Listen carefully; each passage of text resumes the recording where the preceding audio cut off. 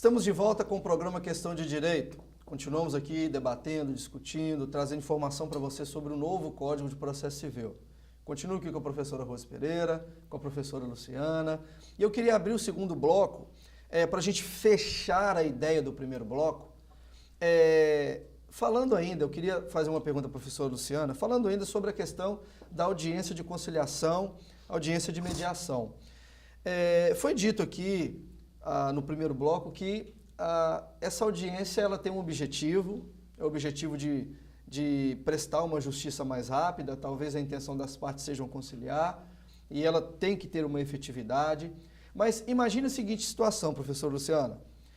Ambas as partes concordam com a audiência de conciliação e mediação. Essa audiência é dita como preliminar, entre aspas, para você que está em casa e nos entender. E se alguma das partes não comparecerem, já que eles não se opuseram ou optaram por ter a audiência, como é que fica? Existe alguma penalidade? Essa audiência vai ser remarcada? Como é que fica essa situação no caso de não comparecimento? Bom, Douglas, existe sim, tanto para o autor quanto para o réu. A parte que deixar de comparecer ao ato, uma vez intimado, já cientificado o seu advogado, ele comete ato atentatório contra a dignidade da justiça. E tem uma multa, inclusive, que ele poderá ser condenado até em 2%. E essa multa é revertida em favor da União ou do Estado, dependendo da jurisdição. Então, há casos em que acontecem que a parte, de repente, não pode comparecer. Quando ocorrer algum fato, né, que seja enquadrado como caso fortuito ou força maior, então há essa justificação. Olha, a parte não pôde comparecer por esse motivo. Isso aconteceu um dia antes da audiência, foi um motivo de internação hospitalar ou um acidente de trânsito, uma viagem de última hora, há prazo para que o advogado, então, justifique previamente essa ausência da parte do seu cliente. Agora, se isso for de forma injustificada, não há nem recurso cabível contra essa multa, não. Muito bem. Professora Rose, e pensando agora no ponto de vista do operador do direito, o advogado, porque às vezes o advogado ele se vê numa situação também meio complexa e meio complicada diante disso tudo. A parte não comparece à audiência, existe a penalidade. E se o advogado não comparece à audiência, essa penalidade também poderia ser aplicada a ele? Olha, na verdade, em relação ao advogado, a previsão é de que a penalidade é aplicada à parte ou às partes e não ao advogado, né? Para o advogado, né, nós estamos aí sujeitos ao estatuto da OAB, da advocacia da OAB, ao novo Código de Ética, que inclusive entrou em vigor dia 1º de setembro de 2016. Então, não se aplica ao advogado. Isso não significa que um ou outro julgador, né, de acordo com o seu entendimento, naquele caso concreto, ele entenda de aplicar a multa ao profissional, ao operador do direito, ao advogado, em algumas outras situações, não necessariamente nessa. Agora, uma discussão que tem ocorrido o Código diz que a presença do advogado ou do defensor público é obrigatória nessas audiências de conciliação. E muitas vezes a parte comparece desacompanhada, não porque o advogado se furtou a comparecer, mas porque realmente a parte não constituiu o advogado, ou não procurou a Defensoria Pública ou os escritórios de assistência judiciária, né, que nós temos em Governador Valadares. De acordo com o Código e com o posicionamento, por exemplo, de Fred e Didier, essa audiência não poderia ser realizada sem a presença do advogado. Mas, em alguns casos, ela vai acontecer, ainda que haja conciliação, né? Ela vai ser homologada e é uma questão que vai merecer, ou que está merecendo, uma atenção da doutrina e da jurisprudência dos próprios operadores aí, juízes, procuradores, promotores, defensores, advogados, para realmente, porque se há uma exigência do profissional, do advogado, e a parte desacompanhada, e de regra, a parte que vai desacompanhada de advogado é a parte ré. Não é a parte autora, porque a parte autora, para ajuizar a ação, ela precisa, né, de ter constituído um advogado ou está sendo assistida pela Defensoria Pública. Então, é a parte ré. Então, é uma violação ao princípio da isonomia das partes, né? Há um tratamento desigual aí. Então, isso realmente tem que ser pensado ou repensado se isso está acontecendo ou esteja acontecendo, porque é muito prejudicial, entendo que é prejudicial, sim, àquele que ali comparece, né? Sem a presença do advogado. Perfeito. Mas a multa em si não vai ser aplicada ao profissional, mas à parte. Em tese, sempre à parte. Sim. Muito bem, muito bem. Nós trabalhamos essa questão como uma forma geral, né, linhas gerais do Código de Processo Civil, e eu acredito que tem muito mais coisa em linhas gerais para a gente discutir, claro. Que vai ser objeto aqui, com certeza, de próximos programas nesse sentido do novo CPC. Mas eu queria já aproveitar aqui a fala da professora Rose e já entrar num outro tema aqui que eu acredito que ela é de extrema importância para quem está aí nos assistindo. O novo CPC e os alimentos, ou o novo CPC e a pensão alimentícia. Nós tivemos algumas mudanças, não é isso mesmo, professora? Essas Sim. mudanças, elas são grandes, elas são relevantes? Você poderia pontuar para a gente aí, por alto, pelo menos, quais seriam? Na verdade, quando você colocou, a gente está aqui fazendo um mini debate, né? Isso. Porque é impossível discutir o novo Código de Processo Civil em tão pouco tempo e realmente não é possível. A gente está fazendo algumas colocações, claro que respeitados os entendimentos e posicionamentos contrários.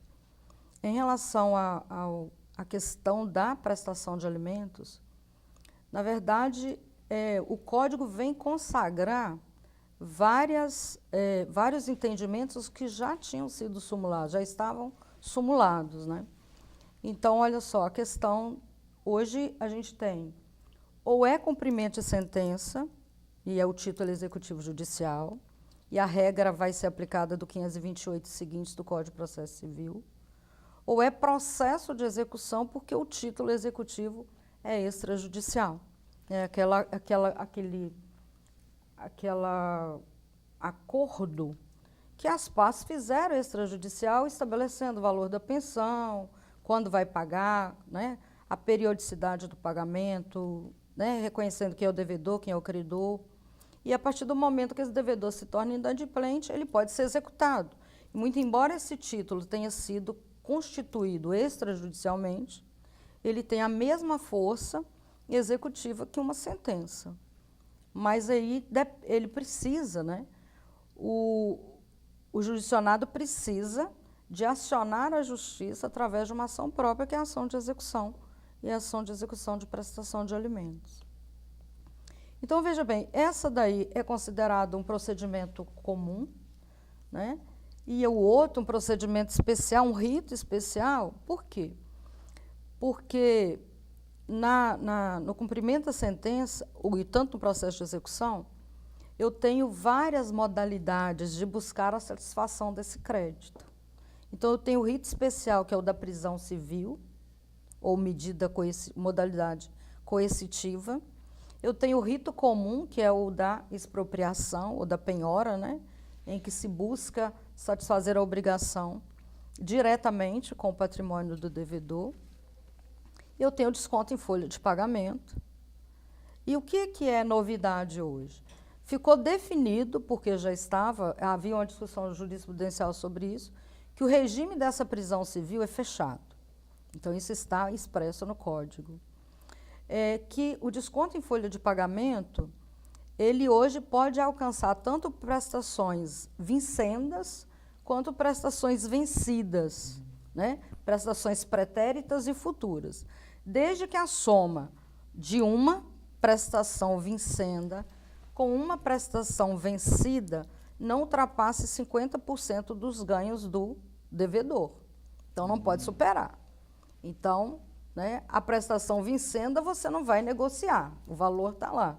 As vincendas você pode fazer um acordo de forma que a parcela dessa vincenda vencida somada à vincenda não ultrapassa 50% e vai ser descontado todo mês na folha de pagamento, né, do trabalhador, se for seletista, do servidor público, se for estatutário. Então, é muito interessante que aí permite isso. E outra coisa, essa sentença, desde que transitada em julgado, ela pode ser protestada. E esse protesto é de ofício, vai ser determinado de ofício pelo juiz, o que não ocorre na execução comum. Na execução comum, o protesto tem que ser a requerimento da parte interessada. Já na sentença que condena a pagar alimentos, o protesto é determinado de ofício pelo julgador.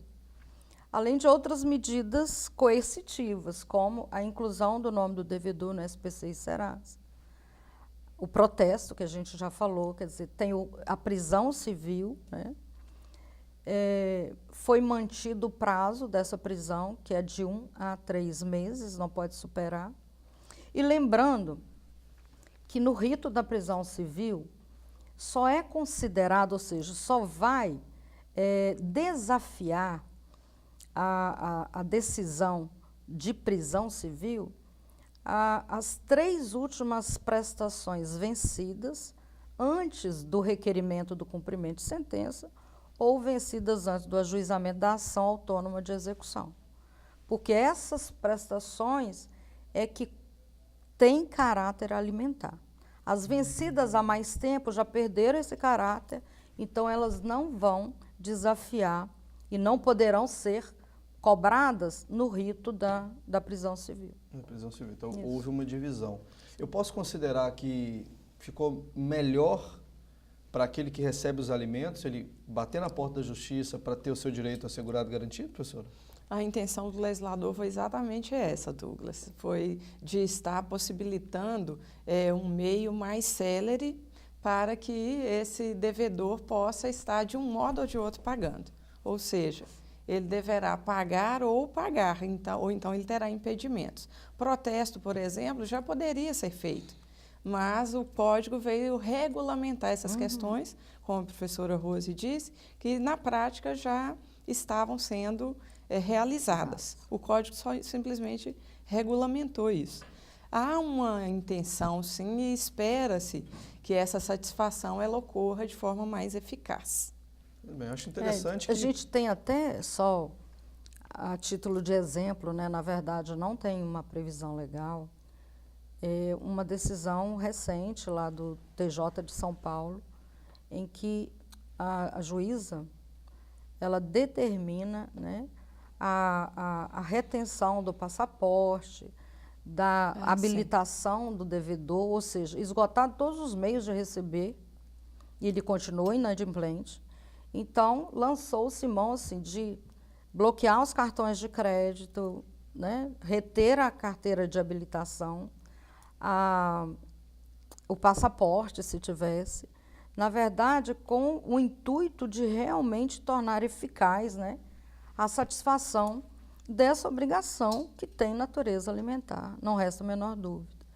Então, a gente vê como que o direito, né, em sendo dinâmico, como que ele vai, ou seja, o Código entrou em vigor em 18 de março e a gente já tem outras medidas sendo aplicadas, além daquelas que estão sendo, né, que vieram para o Código, foram normatizadas e que antes já havia essa possibilidade.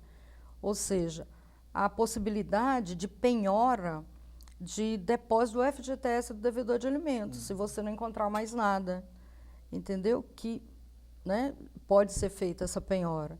Então, a gente percebe que o legislador, ele ampliou, né, os meios de se buscar a satisfação desse crédito alimentar. A ideia, de fato, é atender aquele que é o vulnerável, né? Aquele que, de fato, tem a necessidade. E a Justiça está aí exatamente para cumprir esse papel. Nós encerramos agora aqui o nosso segundo bloco. Já voltamos para o nosso terceiro bloco. Temos ainda temas aqui interessantes para a gente discutir. O programa Questão de Direito volta já. Não saia daí.